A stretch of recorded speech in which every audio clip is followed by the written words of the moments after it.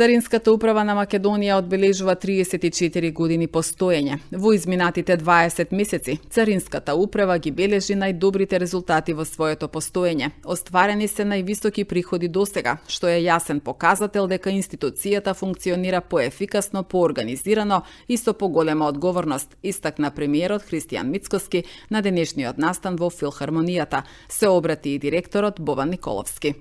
Од почетокот на мандатот во јули 24 година, па се до 31 март годинава, нашата работа покажа значителни резултати.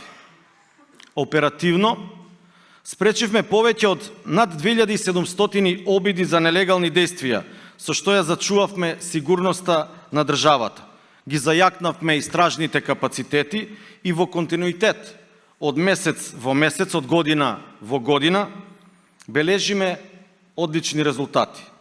Во втората половина од 2024 година поднесовме 70 кривични пријави, што представува речиси 80% од вкупните поднесени пријави во таа година. Со засилен интензитет продолживме и во 2025 година и поднесовме 213 кривични пријави, за 5 пати повеќе споредбено со годишниот просек од 2017 до 2023 година.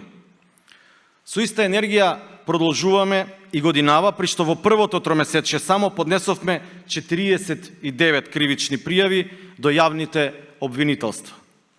Вкупно од почетокот на мандатот поднесовме 332 кривични пријави против 761 физичко лице и 254 правни лица, ветувајќи уште пожестока борба со криминалот. Од финансиски гледен аспект, континуирано ги зголемуваме приходите на државата и го зајакнуваме економскиот систем. Во втората половина од 2024 година наплативме за 64,6 милиони евра повеќе приходи споредбено со истиот период во 2023.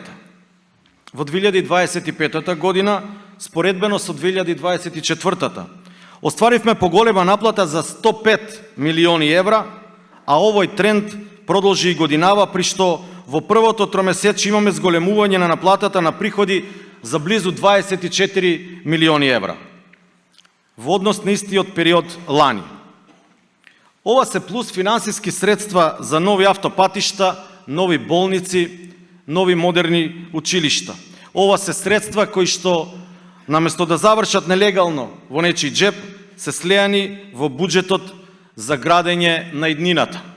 Со конкретни мерки, со дигитализација на процесите и со јасна определба за борба против корупцијата, создадовме систем кој дава резултати.